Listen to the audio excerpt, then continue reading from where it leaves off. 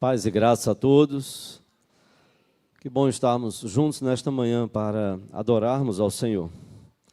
Começamos através da superintendente lendo um texto tão precioso sobre o perdão de Deus. Lá no Salmo 130, versículos 3 e 4, como foi lido: se observares iniquidade, Senhor, quem subsistirá? Quem poderá escapar se o Senhor for observar iniquidade, pecado? E a palavra então vai dizer que contigo está o perdão, para que te temam. Não é parar e dizer assim, todos são pecadores, então a gente continua no pecado e continua pecando cada vez mais, porque de fato todos são pecadores. E Paulo fala sobre isso lá aos Romanos, onde abundou o pecado, superabundou a graça. E Paulo então pergunta, se superabundou a graça onde abundou o pecado, o que diremos nós? Nós vamos permanecer no pecado para que a graça seja sempre superabundante? Ele disse, não, de maneira nenhuma.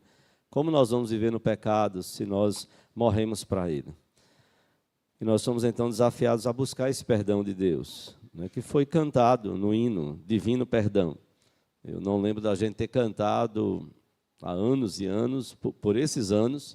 E a gente vai devagarzinho aprendendo alguns hinos, um hino de uma melodia fácil, mas que de uma letra profunda e bela, da gente pensar sobre o perdão de Deus para as nossas vidas e que é necessário estender ao nosso próximo. Nós cantamos então, a começar em mim, onde há ódio que haja perdão. E cantamos este cântico, Deus da família. Nós não podemos ter harmonia no lar se não houver perdão. O coro cantou então sobre esse amor que traz perdão para os nossos lares, para que nós possamos construir um verdadeiro lar segundo a vontade de Deus. Este louvor, Deus da família, é um louvor que foi composto pelo pastor Lúcio, lá da Igreja Presbiteriana, Lúcio Fontes, irmão de Anuaci Fontes, talvez alguém tenha conhecido, muito da área de música, nos ajudou em muitos momentos aqui, questão de sonoplastia, tudo. Os dois são irmãos de sangue, irmãos em Cristo, são pastores da Igreja Presbiteriana do Calhau, lá em São Luís do Maranhão. E o pastor Lúcio compôs este louvor para um congresso, que foi o congresso de família lá, que o tema daquele ano foi restaurando os valores da família. Nós passamos 4 dias lá ministrando a palavra lá para a igreja presbiteriana, onde Ilka e Tertuliano servem ao Senhor e que voltaram para lá depois de terem passado alguns anos aqui. Eu convido você a abrir a palavra de Deus no livro de Efésios,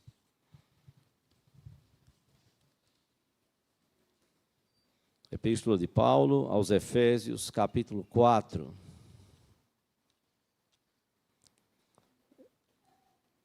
Epístola de Paulo aos Efésios, capítulo 4. Os versículos de 30 a 32. Efésios 4, de 30 a 32.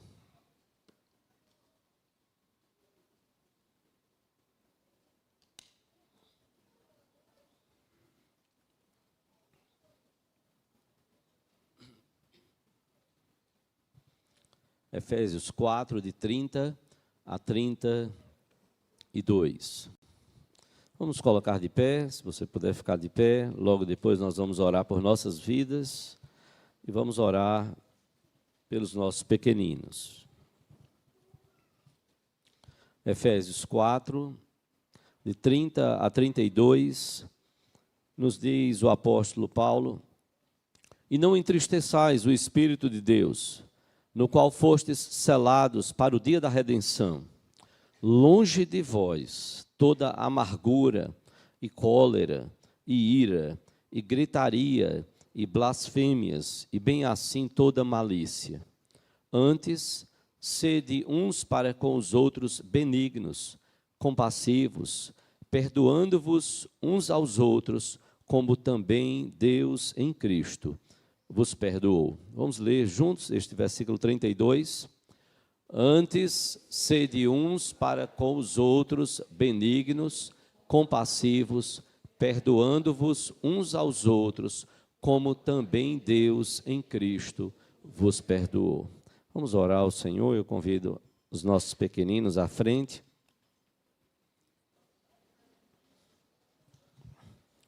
Sempre lembrando que domingo após domingo nós vamos estar sempre o tema da noite. Hoje vamos tratar o pastor Marcos Goldar, da Igreja Batista da Capunga, vai estar conosco hoje à noite, tratando sobre o tema família, tempo de restaurar o perdão. Então, sempre o tema da noite, a gente vai também usá-lo na pastoral da manhã. Vamos pensar um pouquinho sobre o perdão para as nossas vidas. Vamos orar ao Senhor, todo mundo de olhinho fechado, vamos fechar os olhinhos.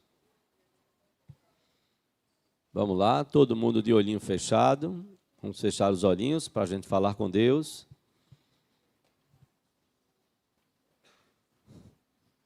Vamos orar.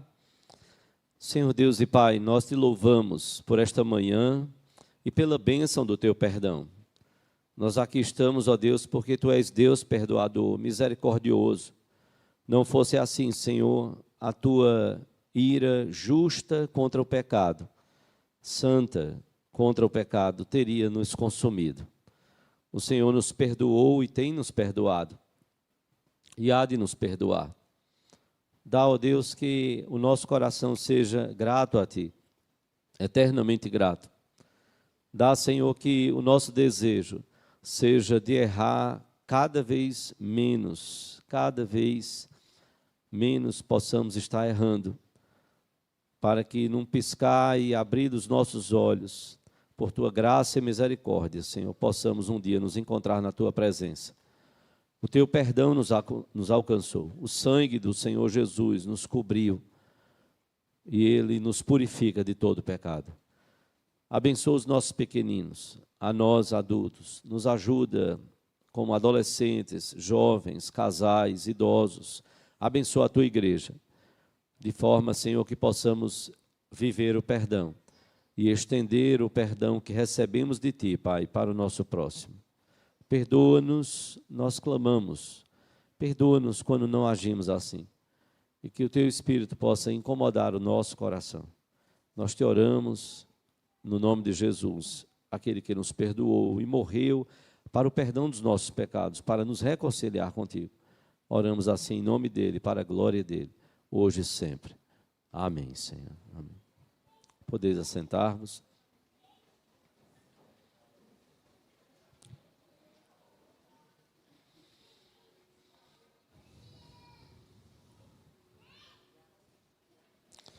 Irmãos, Paulo é enfático ao escrever aos Efésios. Essa foi a igreja que está lá no Apocalipse. Há uma carta dirigida a essa igreja. Uma igreja muito perseverante, uma igreja muito firme na doutrina, uma igreja que lutava contra aqueles que ensinavam coisas erradas. E a repreensão de Deus para essa igreja lá no Apocalipse, a repreensão foi: tenho, porém, contra ti, que abandonaste o teu primeiro amor. Vocês foram muito firmes, isso é louvável. Vocês preservaram a doutrina, isso é louvável. Vocês lutaram contra a mentira, contra falsos apóstolos, falsos pregadores, isso é louvável. Agora, há algo que eu não posso louvar, e é isso Deus falando ao coração da igreja. Eu tenho contra vocês que vocês deixaram o primeiro amor. E onde se deixa o primeiro amor, o perdão também deixa de existir. O perdão nos relacionamentos. Queremos receber o perdão de Deus. E Paulo então diz aqui à igreja de Éfeso, diz aos crentes, aos efésios ali: não entristeçam o Espírito de Deus, vocês foram selados para o dia da redenção. Deve estar longe da vida de vocês a amargura, a cólera, a ira, a gritaria e blasfêmias, e bem assim toda malícia. Aí você diz: espera aí, Paulo estava falando isso para crente? Sim, para crente. Porque se ele diz longe de vós, é porque havia situações destas nos relacionamentos da igreja, e naturalmente que isso não acontecia só na igreja, isso era decorrente daquilo que a gente vive dentro do lar. Se aprendemos a violência, trazemos a violência para a nossa vida em todas as instâncias. Se vivenciamos a violência, você deve estar vendo propaganda falando sobre isso. Isso é fato. Ninguém precisa ser nenhum expert para perceber que aquilo que você tem de violência no lar, você vai reproduzindo fora. Agora, você pode lutar contra aquilo ali e entender que aquilo não é saudável, sim. Então, Paulo diz, olha, esteja longe de vocês amargura, cólera, ira, gritaria, blasfêmias e toda sorte de malícia. E aí, então, Paulo diz, antes, sejam uns para com os outros, sejam benignos, compassivos. E aí eu quero chegar nessa questão, perdoando-vos uns aos outros, como também Deus em Cristo vos perdoou. E o interessante é que Paulo vai terminar esse capítulo, e ele vai começar o capítulo 5, falando de como esses cristãos deveriam e devem viver, e ele vai chegar no capítulo 5 na questão dos lares. Esposas, maridos, filhos, servos, ele vai tratar sobre a família. Então veja os valores que vêm antes, e depois então Paulo trata e fala sobre relacionamentos familiares. Não há como viver em sociedade sem o processo de perdão.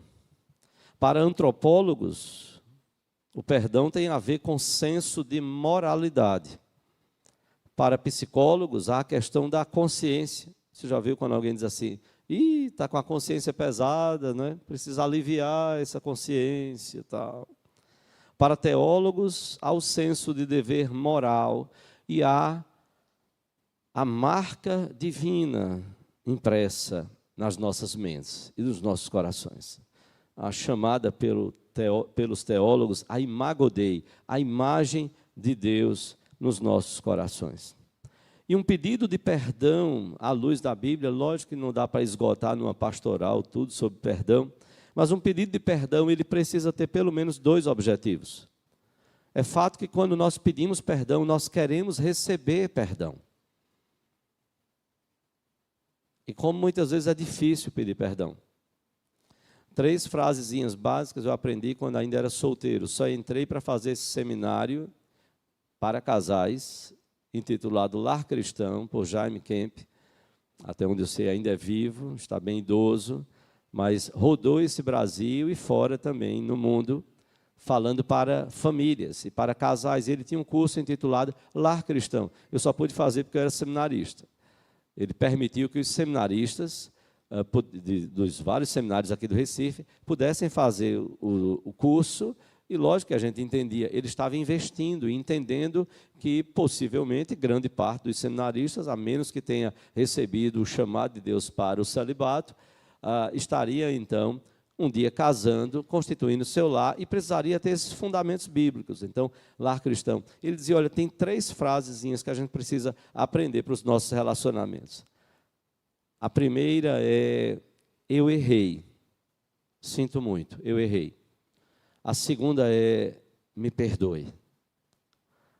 A terceira é, eu amo você. Eu errei, como é difícil admitirmos.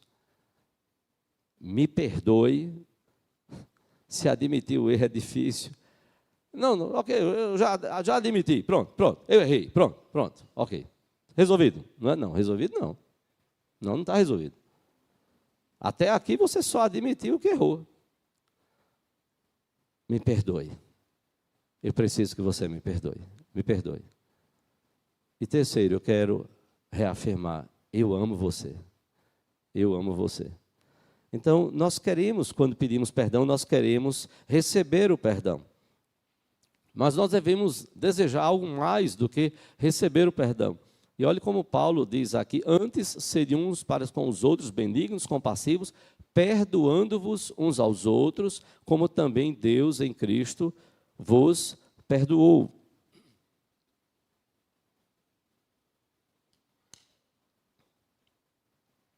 Paulo entende que ele está tratando de relacionamentos dentro da igreja. E que risco nós temos de começarmos a conviver uns com os outros e os problemas vão se avolumando e a gente não vai resolvendo. A gente não vai assumindo que errou, A gente prefere não mostrar o outro que errou, e olha o que Jesus diz lá, Mateus 18:15, se teu irmão pecar, se ele errar, vai arguí-lo entre ti e ele só. Se ele te ouvir, ganhaste teu irmão. Jesus está tratando sobre relacionamento. E é lá naquele contexto que ele diz, porque onde estiverem dois ou três, se teu irmão pecar, vai arguí-lo entre ti e ele só, porque onde estiverem dois ou três reunidos em meu nome, ali eu estou no meio deles. Ele não estava falando de culto, se bem que ele está espiritualmente presente no culto. Mas ele estava dizendo, olha, eu vou estar com vocês. Eu vou estar ali no meio de vocês, quando vocês estiverem resolvendo uma bronca entre vocês. Porque é preciso tratar, restaurar o relacionamento. É natural que, de certa forma, se a ofensa ela foi causada por um desconhecido, não há propriamente um relacionamento ali a ser restaurado. Há uma ofensa a ser tratada. Não há um relacionamento. Pode ser que, quem sabe, a partir daquela ofensa tratada, um relacionamento, sim, pode ser que ela se estabeleça. Mas quando é na igreja, quando é na família, quando é no círculo de amizade, aí sim, envolve um relacionamento, sim, a ser restaurado. Eu lembro quando alguém chegou e disse, o pastor fulano de tal disse que, ok, eu posso perdoar, mas eu não preciso mais me relacionar com aquela pessoa. Aquilo me fez, há muitos anos, me fez pensar muito sobre isso. E uma coisa que me incomodava muito nessa colocação, não, eu perdoo, mas eu não quero relacionamento. E eu fiquei uma vez, para o meu próprio coração, pensando, meu Deus, se Deus agisse assim comigo, como eu estaria? Deus olhasse para mim e dissesse, tá bom, meu filho, ok, perdoo, agora eu não quero relacionamento com você. Eu já estou perdido. Deus me perdoa e não quer relacionamento comigo. Quando o perdão de Deus é para nos reconciliar, nos aproximar dele, para restaurar. Há um trabalho a ser feito. As coisas não acontecem num piscar de olhos, num estalar de dedos. Não. É preciso restaurar. É pensar no trabalho de um restaurador. Imagina alguém que vai restaurar um quadro. Imagina alguém que vai restaurar um templo. E aí vai ter que buscar toda a história, tudo, várias questões, para trazer aquela originalidade daquele templo. É o trabalho de restauração. É como Deus trabalha os nossos corações e os nossos relacionamentos. Por isso, perdão dá trabalho. Dá trabalho. Perdão é concedido, é concessão. Ele não pode ser exigido. Eu exijo que você me perdoe. Eu estou pedindo. E o perdão é concedido, então. É concessão. Peça perdão, não exija.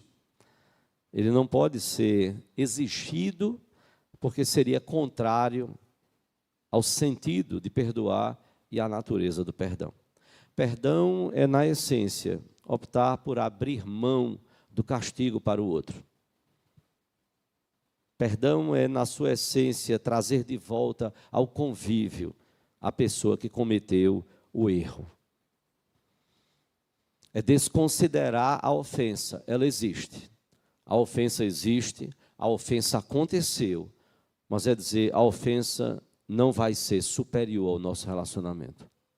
A ofensa não vai ser superior ao amor que precisa existir entre nós. De maneira que a confiança, ela possa ser, passo a passo, restabelecida. Lembre-se, é um processo, é uma caminhada. Pedir perdão e conceder perdão são fundamentais para relacionamentos saudáveis. Nós não podemos ter uma família saudável, nós não podemos ter uma igreja saudável quando nós não praticamos o perdão. Até na oração do Pai Nosso, não sei se você já percebeu. Pai, perdoa as nossas ofensas ou dívidas, assim como nós perdoamos aos nossos devedores. Isso não tem perdão. Leia com calma, devagarzinho, depois, não na hora da lição, não agora, mas dê uma lida no texto de capa do boletim. Há 3 vocábulos derivados de 3 raízes no hebraico, na língua hebraica em que foi escrito o Antigo Testamento, que dão uma ideia sobre o que seja o perdão bíblico. O primeiro vocábulo, ele trata sobre expiação, sobre sacrifício. Para que haja perdão, houve um sacrifício. Perdão não foi de graça. Custou a vida de Cristo na cruz do Calvário. Então, perdão tem a ver com expiação, sacrifício. Alguém pagou no meu lugar. Alguém expiou o meu pecado. Pagou pelo meu pecado. Um segundo vocábulo no hebraico significa elevar e carregar para longe. Eu quero levar esse pecado, essa ofensa, para longe do nosso relacionamento. E um terceiro tem mais o sentido mesmo da gente, de perdoar, como que de relevar. Olha, a gente não vai basear o nosso relacionamento nesse erro que aconteceu, a gente vai tratar e aí eu perdoo você. Nós vamos restabelecer o nosso relacionamento. E há 4 palavras em grego que tratam no Novo Testamento de perdão. Uma delas é o ato de você tratar graciosamente a outra pessoa. Trate com graça. E você lembra então que graça é favor imerecido. Favor que nós não merecemos. Deus é gracioso conosco em nos perdoar. E nós precisamos ser graciosos em perdoar o nosso próximo. Agir com graça.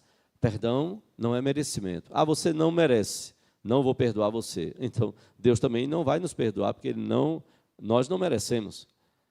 Mas perdoar é um ato da graça. É um ato gracioso. É agir graciosamente.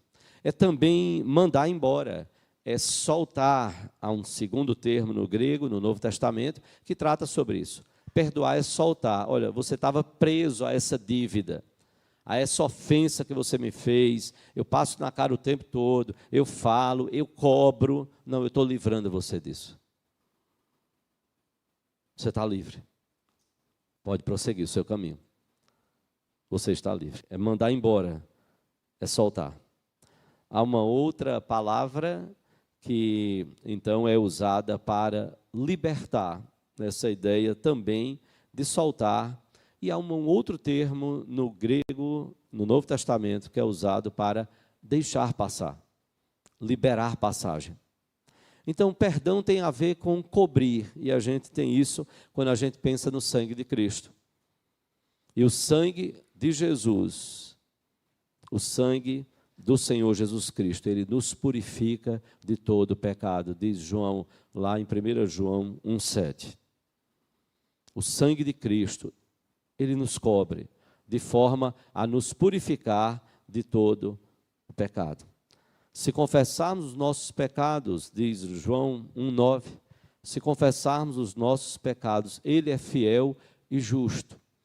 O 7 ele vai dizer, volta o 7 aí, por favor, isso. Se porém andarmos na luz como ele está na luz, mantemos comunhão uns com os outros, e o sangue de Jesus, seu Filho, o sangue nos purifica, ele nos cobre de todo o pecado.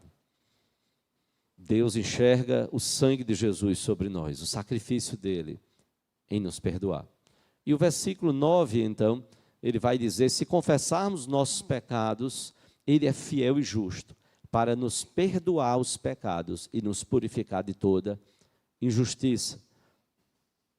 João está falando aqui que o sangue de Jesus nos cobre, é a expiação, é o sacrifício, é cobrir, para que nós não sejamos vistos na nossa iniquidade. Deus sabe que nós somos pecadores, o sangue de Jesus nos cobre, para que sobre nós ele veja o sangue que foi então usado para perdoar os nossos pecados. Mas também, como foi dito, o Antigo Testamento enfaticamente coloca que perdoar é você levar para longe. Por isso a Bíblia fala lá em Miqueias 7,19, que Deus pisará as nossas iniquidades. E ele vai lançar as nossas iniquidades lá nas profundezas do mar.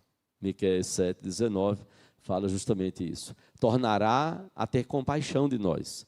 Pisará aos pés as nossas iniquidades e lançará todos os nossos pecados nas profundezas do mar. Alguém já disse certa vez, disse que, olha, quando Deus nos perdoa, ele joga lá nas profundezas do mar, e ele ainda faz mais. Ele coloca uma plaquinha lá em cima, dizendo assim, proibido pescar. Proibido pescar. Aqui não é área para pesca. Aqui foi onde eu joguei os pecados dele, de fulano, de Beltrano, lá, nossos, lá nas profundezas do mar. É levar para bem longe, para que a gente não fique rememorando, remoendo aqueles pecados. É usar de graça com alguém, gratuitamente, pela graça. É redenção, é redimir, é liberar, é livrar aquela pessoa. E aí, num desses termos, no grego, a ideia, veja bem, é de comprar um escravo. Comprar um escravo e dar a ele a liberdade. Essa é a ideia de perdão. Um preço foi pago. Jesus morreu na cruz por mim e por você. Ele derramou o sangue dele. Um preço foi pago. Não é pela graça, mas não é de graça.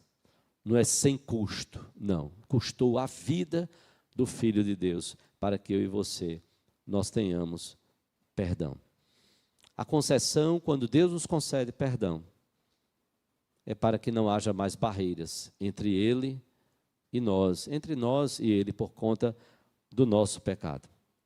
Quando nós não pedimos perdão, não só a Deus, mas uns aos outros, nós abrimos a porta para que o outro então peça justiça, peça reparo. Não há pedido de perdão. Por isso que Jesus disse, olha, se você tiver uma dívida com alguém, não espere chegar no juiz. Procure resolver logo. Porque senão você vai pagar caro por tudo aquilo ali, pela falta de perdão. Sem o pedido de perdão, a ofensa permanece como barreira, separando as pessoas.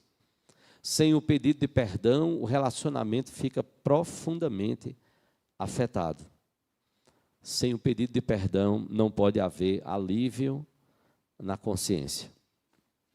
Antes, sede uns para com os outros, benignos, compassivos, perdoando-vos uns aos outros, como também Deus em Cristo vos perdoou. Naturalmente que haveria muito mais coisas para falarmos sobre o perdão. Mas pense nisso. Nós fomos perdoados. Nós precisamos vivenciar esse perdão nas nossas famílias. O casal precisa pedir perdão um ao outro. Os pais precisam pedir perdão aos filhos. Filhos precisam pedir perdão aos pais. Às vezes a gente não aprende isso no lar. Deveríamos aprender. Não é indigno um pai ou uma mãe que errou parar com seus filhos e pedir perdão. Não é indigno. É motivo de louvor a Deus. Porque os nossos filhos estão aprendendo, dizendo, meu pai, minha mãe, me pediu perdão. A gente começa a ter uma ideia errada de autoridade e de superioridade. E achar, então, que a autoridade de cima, ela não pede perdão. Não, pede. Pede, sim. À luz do que a palavra de Deus ensina, pede. E é pedagógico que peça. E não é pedir, não, eu peço perdão até pelo que eu não errei. Não, não. Aí está errado. Se você pede perdão pelo que você não errou, está ensinando o perdão de modo errado. Está ensinando a resolver problemas conjugais, problemas de pais e filhos, problemas de outros relacionamentos de modo errado. Não, tá bom. Então, olha, ok, pronto, mas não tem mais problema. Pronto, eu já estou pedindo perdão pelo que eu já fiz, pelo que eu faço, pelo que eu farei, por tudo, até pelo que eu não fiz. Pronto, então, para que haja paz, não. Não vai haver paz. Não se engane. Perdão não é dessa forma. Nós precisamos liberar o outro. Nós precisamos de um pedido sincero. Nós precisamos de mudança nas nossas atitudes, nas nossas palavras. Nós precisamos conversar para poder, os dois, ou quantos mais existirem, poder nos entendermos. Qual foi a ofensa, qual foi a falta, qual foi o problema. Às vezes nós podemos errar e nem termos percebido isso. Por isso que Jesus disse, se teu irmão pecar, vai arguí-lo entre ti e ele só. Foi o outro que pecou. Ah, Senhor, ah, mestre. Não, ele que venha. Foi ele que errou. Mas às vezes ele errou e ele não se apercebeu. Às vezes ele se apercebeu e está ali, paradinho, ele não quer sair do canto dele, no orgulho dele. Ok, Jesus diz, vá lá. Converse com ele. Mostre o que aconteceu. mostre a falta. Pode ser também que eu esteja entendendo que o outro errou. E quando eu vou conversar, rapaz, desculpe, eu entendi errado. O entendimento errado foi meu. Como o diálogo é importante. Vamos ter um domingo aí falando sobre comunicação, como é importante. Mas nós precisamos exercer o perdão, assim como Deus em Cristo nos perdoou. Ele fez o maior sacrifício. Ele nos cobriu com o sangue do seu Filho. Ele levou para longe, para as profundezas do mar, as nossas iniquidades. E nós assim o devemos fazer, para que haja alívio, para que a gente trate com graça o outro, para que a gente não fique rememorando tudo aquilo. Há muitos anos, uma propaganda de uma empresa de telefone, ela mostrava um casal idoso, estavam os dois lá, e a mulher fazendo crochê, e o homem, os dois calados. E dois idosos, e o senhor lá, mexendo em alguma coisa, quietinho no canto dele, ela no dela, no crochê. De repente, ela pegou uma madeira assim e meteu na mão dele, no braço dele, bateu com toda força. Aí ele olhou e disse, o que foi que eu fiz agora? Eu estava quietinho aqui, não mexi, não falei nada, e leva uma paulada dessa. Aí ela fez, há 20 anos, 3 meses e 12 dias, você fez assim, assim, assim. Estava apanhando até ali. Então, acho que todo ano ele levava uma paulada em memória do que ele fez. Há 20 anos, tantos meses, tantos dias. E assim a gente vai ficando os nossos relacionamentos, destruindo as nossas famílias, pela falta de perdão. De conversar, tratar e dizer, olha, esse assunto agora a gente pode colocar lá nas profundezas do mar.